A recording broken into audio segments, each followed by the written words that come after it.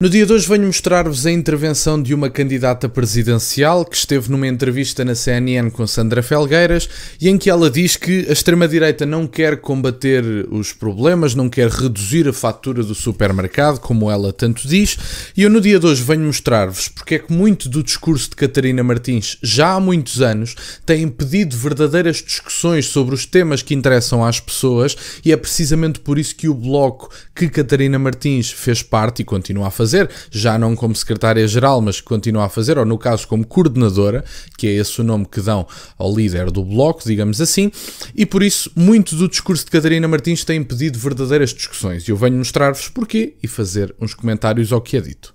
Só que essa população, que é o nosso país, maioritariamente tem votado à direita, tanto que o que resultou das últimas eleições foi precisamente esse espectro partidário cada vez mais repleto de PSD, CDS, por inerência, e o Chega. Daria posse a André Ventura se fosse Presidente da República, como Primeiro-Ministro? Eu acho que seguramente há outras maiorias possíveis. E haverá. Tentarias votar por todos os meios, outras maiorias, antes de dar posse a André Ventura, nem que ele democraticamente fosse o mais votado? André Ventura parece uma assombração da política portuguesa. Eu nunca vi ninguém com tanto espaço televisivo e, em geral, na comunicação social em Portugal como André Ventura. Praticamente não há uma semana em que não esteja na televisão. Mas acha que ele é apenas um fenómeno mediático? Ele tem resultados. Ele tem resultados, mas com que apoio? Com que apoio?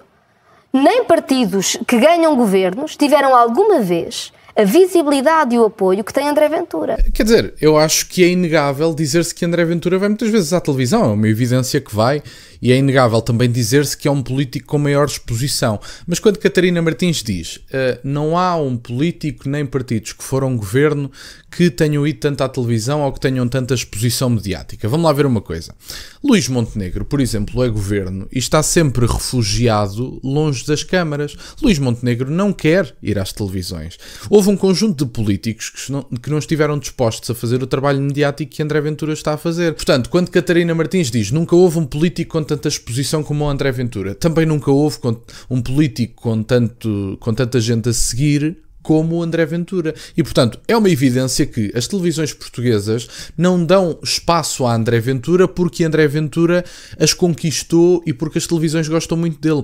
As televisões portuguesas dão espaço a André Ventura porque precisam de audiências e porque André Ventura traz audiências. E, portanto, Catarina Martins tem alguma razão quando diz bom, André Ventura vai muitas vezes à televisão. Bom, André Ventura é um fenómeno mediático que tem espaço na televisão como nunca ninguém teve.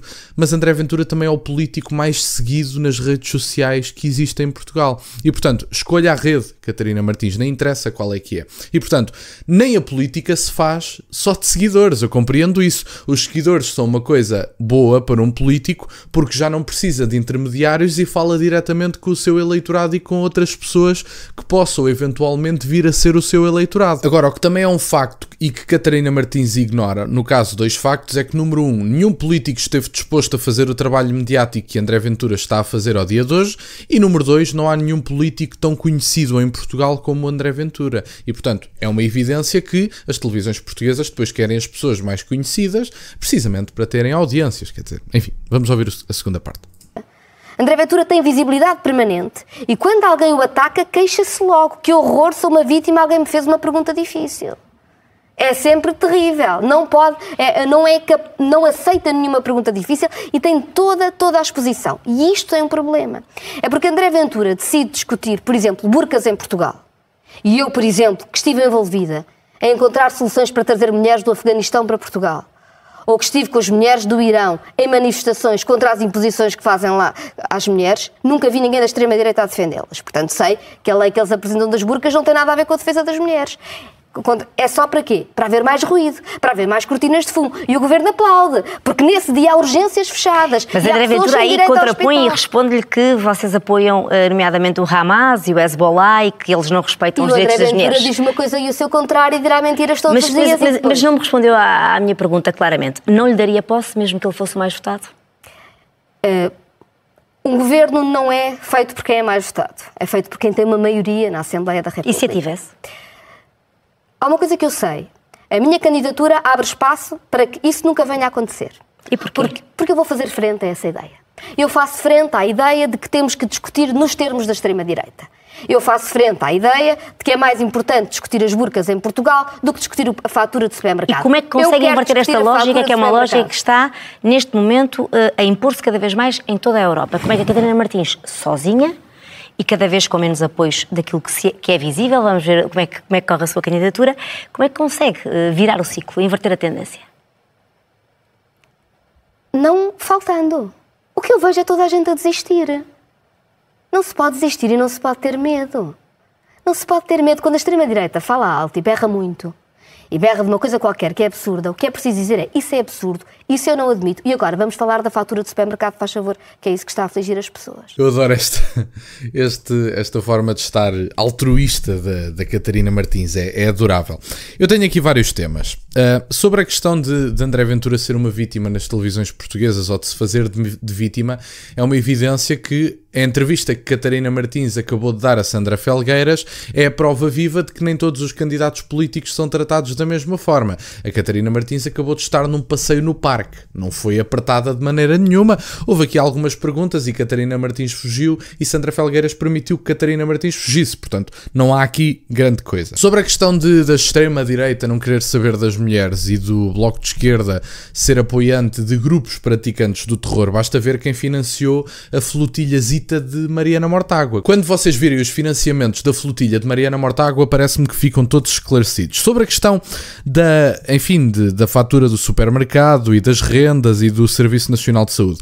O Serviço Nacional de Saúde tem sido mal gerido e tem um modelo errado. E, portanto, objetivamente, que não interessa quanto dinheiro é que se atira para cima do Serviço Nacional de Saúde, porque esta é a proposta da esquerda genericamente falando, que é: o Serviço Nacional de Saúde tem tido um investimento crescente que não é sustentável ao longo dos próximos anos. Deixem-me já dizer-vos isso, porque ele já não funciona em condições e o aumento de investimento que tem acontecido todos os anos não vai poder continuar a acontecer nas mãos de ninguém que queira sustentabilidade das contas públicas e que queira um Serviço Nacional de Saúde funcional. O que é facto é que temos que envolver os privados, e a Catarina Martins contribuiu muito para a narrativa de quem dizia que mexer no Serviço Nacional de Saúde ou alterar alguma coisa no seu modelo era um ataque à Abril e um ataque à democracia. Foi a Catarina Martins que alimentou esta retórica e começou na Catarina Martins, continuou na Mariana Mortágua, foi para o Rui Tavares, está no Paulo Raimundo, e portanto qualquer alteração de modelo que se faça no Serviço Nacional de Saúde é um ataque à Abril, é um ataque à Revolução, é um ataque à democracia. E, portanto, vocês têm prejudicado muito o debate sobre os serviços públicos, visto que não estão dispostos a abdicar das palas ideológicas para que o Serviço Nacional de Saúde funcione. Desde logo, também, a presença do Estado na economia. Quando nós vamos aos países nórdicos, percebemos que o Estado representa 10, 20% da economia a nível nacional. Cá representa 50%. Representa, acho que mais de 50%, acho que até já ultrapassou. E, portanto, o Estado português, neste momento, é demasiado gordo, está a mais em muitos sítios, e nos sítios onde deveria estar não consegue estar. E Catarina Martins tem prejudicado muito o debate sobre o modelo do Serviço Nacional de Saúde, quando sugere que mexer no modelo é um ataque à democracia e um ataque à revolução. E, portanto, a Catarina Martins estava incomodada com as urgências fechadas quando fazia parte da geringonça com António Costa, ou aí já não interessava. Agora que Catarina Martins aparece aqui como uma pessoa que fez parte da geringonça, agora de repente quer quê? Tirar as responsabilidades dos atuais serviços públicos para cima de Luís Montenegro. Eu compreendo que a gestão de Luís Montenegro tem sido no mínimo pífia. Agora, quando falamos de Luís Montenegro, não podemos deixar de falar das pessoas que prejudicaram o normal funcionamento e não permitiram que se falasse de modelos alternativos do Serviço Nacional de Saúde, e Catarina Martins é uma delas, sem dúvida nenhuma. E, portanto, André Ventura não se faz de vítima porque teve perguntas difíceis. André Ventura assinala que é maltratado nas televisões portuguesas, desde logo por jornalistas ecos da treta, que primeiro fazem toda uma contextualização de ataque a André Ventura e depois fazem uma pergunta parecendo imparciais, mas durante a contextualização já deram toda a porrada que tinham que dar em André Ventura. E a pergunta de Pedro Costa é uma evidência que o jornalismo político português, ou o comentariado português, que no caso Pedro Costa acho que não é jornalista, está degradado. E, portanto, nós vemos isso na pergunta de Pedro Costa, em que ele basicamente diz: eu sugeri que se fizesse a seguinte pergunta a André Ventura, porque berra tanto. E, portanto, dizem que André Ventura não tem conteúdo, que só procura ruído, mas quando têm a oportunidade de lhe fazer perguntas, perguntam-lhe porque berra tanto. E, portanto, fazer esta pergunta beneficia o debate político português?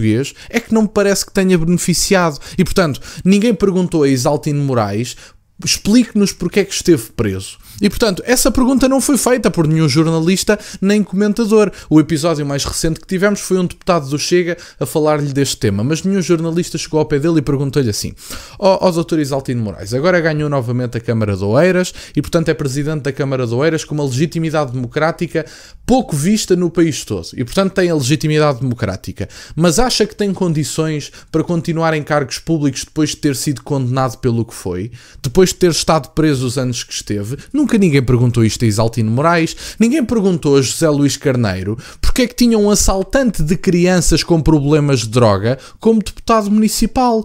Já alguém ouviu José Luís Carneiro a dizer: olhem, peço desculpa pela filtragem miserável que eu fiz no meu partido, da próxima vez vou ter mais atenção e selecionar melhores candidatos autárquicos? Ninguém perguntou isto a José Luís Carneiro, mas toda a gente perguntou isto a André Ventura. E, portanto, há obviamente uma duplicidade de critérios e ninguém confronta verdadeiramente os políticos com as questões, até porque ninguém quer saber de José Luís Carneiro. Se formos honestos, temos que dizer isto. E, portanto, era isto que eu tinha para partilhar no dia de hoje. Fico-vos muito grato que estejam desse lado. Peço-vos só que deixem o gosto neste vídeo e que subscrevam o canal. Tem as minhas redes sociais, o MBO é na descrição, por acaso de quererem fazer alguma doação. E nunca se esqueçam, meus caros, questionem tudo. Até à próxima.